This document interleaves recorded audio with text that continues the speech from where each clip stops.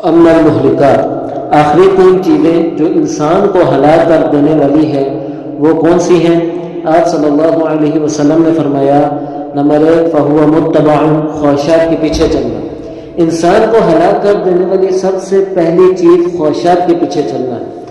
آج ہر وہ انسان جو گمراہی میں بھٹک رہا ہے خواہشات کی وجہ سے، انسان غیر محرم سے بات کر رہا ہے، بد نظری کر رہا ہے، حرام کھا رہا ہے صرف خواہشات کی وجہ سے، تو جنت کو ڈھانپا گیا ہے مشقتوں کے ساتھ، جہنم کو ڈھانپا گیا ہے خواہشات کے ساتھ۔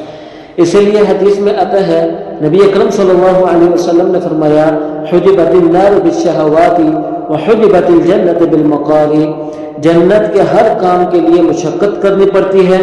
جنت کا کام ہے نماز، بستر کو چھوڑنا پڑتا ہے، وضو کرنا پڑتا ہے، مسجد آنا پڑتا ہے، وقت نکالنا پڑتا ہے۔ جنت کا کام ہے زکوٰۃ، مال کی محبت دل سے نکالنی پڑتی ہے۔ جنت کا کام روزہ، طعام چھوڑنا پڑتا ہے۔ ہر مشقت والے جہنم کا خواہشات پر چلنا ہے۔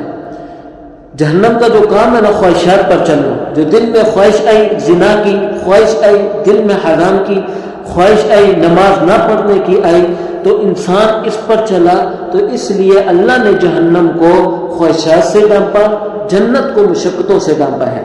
تو پہلی چیز جو انسان کو ہلاک کرے گی وہ خواہشات پر چلنا ہے۔ خواہشات بادشاہ کی بھی پوری نہیں ہوتی تھی، اور ضرورت اللہ فقیر کی بھی پوری کرتا ہے۔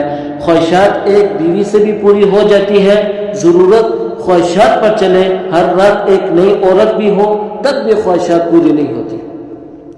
ضرورت ایک عورت سے بھی پوری ہو جاتی ہے، ضرورت حلال سے پوری ہو جاتی ہے، ہاں حرام خواہشات ہے، اس سے کبھی پوری نہیں ہوتی۔ ضرورت اتنی کافی ہے انسان زندہ رہے، خواہشات ساری دنیا بھی مل جائے تب بھی وہ صحت نہیں ہوتا۔ اس لیے نبی اکرم صلی اللہ علیہ وسلم نے فرمایا، لو کان وادیان من ذهب، اگر تمہیں سونے کی 2 وادیاں دی جائے، ابتغى ثالثا، تم تمنا کرو تیسری وادی مل جائے، ولا يملأ جوف ابن آدم الا التراب، ابن آدم کا پیٹ نہیں بھرتا سوائے قبر کی مٹی سے۔ قبر کی مٹی انسان کو سیر کرتی ہے، باقی انسان مال و دولت سے کبھی سیر نہیں ہوتا۔ تو پہلی چیز جو ہلاک کرے گی وہ خواہشات میں پڑنا ہے، خواہشات پر چلنا ہے۔ نمبر 2 وشح المطاع، حرص کا غلام بن جانا، حرص کے پیچھے چلنا، حریص بننا، یہ اللہ اور اس کے رسول کو پسند نہیں ہے کہ انسان کے دل میں مال اور دولت کی محبت ہو، دنیا کا حریص ہو، یہ نہیں ہونا چاہیے۔ انسان کے دل میں اللہ اس کے رسول اور دین کی محبت ہو۔ آج اتنی مادیت ہے، جب بھی انسان کسی دوسرے سے ملتا ہے مادیت کا سوال کرتا ہے۔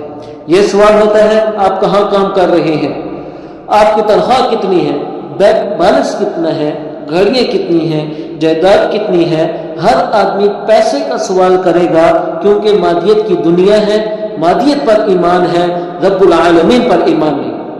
کبھی یہ کوئی نہیں پوچھتا تم نماز کیوں نہیں پڑھتے، تمہارے گھر کا ماحول دین پر کیوں نہیں ہے، تمہارے گھر کے اندر پردہ کیوں نہیں، حلال کی زندگی کیوں نہیں نظر آ رہی، کیوں نہیں جھکاتے اپنے آپ کو شریعت کی تعلیم پر۔ دنیا کا نقصان ہوگا، ہر ایک روکے گا۔ اگر کوئی موٹر سائیکل پر جا رہا ہے، بائک کی لائٹ چل رہی ہوگی، دن کا وقت ہوگا، آگے سے لوگ آ رہے ہوں، وہ اشارہ کر کے کہیں گے لائٹ بند کر دے، یعنی دنیا کا نقصان ہے، ہر آدمی بتا رہا ہے نقصان ہو رہا ہے، لائٹ بند کرو۔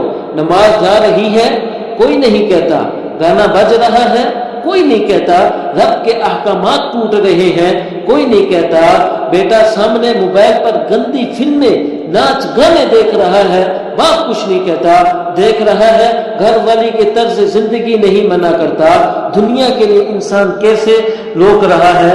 حالانکہ اگر لائٹ چلے شاید کوئی حرج نہیں، لیکن ہر جانے والا منع کرے گا۔ دنیا کے نقصان پر دین کے نقصان ہوتا ہے، کوئی منع نہیں کرتا۔ تو اس لیے ہمیں یہ بتایا جا رہا ہے خواہشات کی زندگی نہ ہو۔ نمبر 3، تیسری اور آخری بات جو انسان کو ہلاک کرتی ہے، وَإِجَابُ الْمَرْءِ بِنَفْسِهِ، انسان کا اپنی رائے کو پسند کرنا، وَهِيَ أَشَدُّهُنَّ، یہ گناہوں میں سب سے بڑھ کر ہے۔ اپنی رائے کو پسند کرنا یعنی حرف آخر سمجھنا کہ کسی مشورے میں ایک آدمی نے رائے دے دی، اب دوسرے ساتھ رائے دیتے ہیں، یہ کہتا ہے نہیں میں تو اپنے فیصلے پر ہوں، اپنی رائے سے رجوع نہیں کرتا، اپنی بات پر اڑ جاتا ہے، اپنی بات پر ضد کرتا ہے، اپنی بات کو منواتا ہے، یہ شریعت میں پسندیدہ نہیں۔ شریعت میں یہ ہے پسند ہے اگر غلطی ہو جائے تو رجوع کر لیا جائے۔ ساتھی اگر کوئی مشورہ دے رہے ہو، اکثر ساتھی اس رائے کو مان لیا جائے تو اپنے آپ کو غلطی کے باوجود حق پر سمجھنا، غلطی کے باوجود اس پر ڈٹ جانا، اپنے غلط بات کی تشہیر کرنا، اپنے فیصلوں کو دوسرے پر منوانا، یہ اشدہن، یہ گناہوں میں بڑھ کر ہے۔ آج یہ بات بہت عام ہو چکی ہے، عموماً اکثر ساتھیوں میں یہ بات ہوتی ہے، میری یہ رائے ہے، اگر اس پر عمل نہ ہو تو ناراض ہو جاتے ہیں، اپنی رائے کو آخری سمجھتے ہیں۔ ایسا نہیں ہونا چاہیے۔ انسان جب بھی کوئی معاملہ کرے، مشورہ کرے، مشورے کی مثال دی کی ہے، ایک دیا چلے روشنی کم ہوتی ہے۔ آج یا 10 آدمی رائے دیتے ہیں، 10 دیے چلتے ہیں تو روشنی زیادہ ہو جاتی ہے، ایک بلب چلتا ہے تو روشنی کم ہوتی ہے، 10 بلب جل جاتے ہیں تو روشنی زیادہ ہوتی ہے۔ اس لیے مشورے پر عمل کریں۔ اگر کبھی کوئی غلط بات ہوگی ہو تو اپنی بات سے رجوع کر دیں، غلط مسئلہ بتا دیا ہو، غلط رہنمائی کر دی تو اپنی غلطی سے رجوع کر لینا چاہیے۔ صحابہ میں یہ بات تھی، اگر ان سے کوئی بات غلط ہو جاتی تو فوراً رجوع کرتے۔ حضرت عمر فاروق رضی اللہ تعالی عنہ ایک دفعہ خطبہ دے رہے تھے، خطبے کے دوران انہوں نے یہ فرمایا کہ آج کے بعد 400 سے زیادہ درہم مہر نہ رکھے، یعنی جو بھی نکاح کرے زیادہ مہر نہیں ہونا چاہیے، 400 درہم مہر ہونا چاہیے۔ حضرت عمر رضی اللہ تعالی عنہ نے خطبہ دیا، اعلان کر دیا، ابھی منبر سے نیچے اترے، مسجد سے باہر نکلے، ایک خاتون آئی، حضرت عمر سے کہا آپ نے یہ کیوں خطبے میں کہا 400 درہم سے زیادہ مہر نہیں ہونا چاہیے؟ قرآن میں تو اللہ حکم دیتا ہے وَآتَيْتُمْ إِحْدَاهُنَّ قِنطَارًا فَلَا تَأْخُذُوا مِنْهُ شَيْئًا، سورۃ النساء آیت نمبر 20۔ اگر تم نے اپنی بیویوں کو ڈھیر سارا سونا دیا ہو پھر بھی تم اس کو واپس نہ لو، یعنی قرآن تو کہتا ہے مہر میں انسان ڈھیر سارا سونا بھی دے سکتا ہے، عمر تم کون ہو جو کہتے ہو 400 درہم سے زیادہ مہر نہ ہو؟ حضرت عمر نے فوراً کہا میرے سامنے یہ آیت نہیں تھی، میرے ذہن میں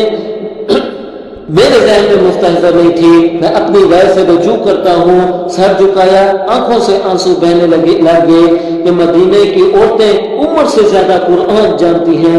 فوراً آئے، منبر پر کھڑے ہوئے، کہا مجھ سے غلطی ہوئی ہے، میں نے تمہیں کہا جو جتنا میں رکھنا چاہے رکھ سکتا ہے، یہ ہے غلطی سے رجوع کرنا، اپنی بات پر ڈٹنا نہیں کہ میں نے غلط بات بتا دی، اب وہ غلط ہے میں ڈٹ جاؤں کہ میری عزت میں کمی آئے گی۔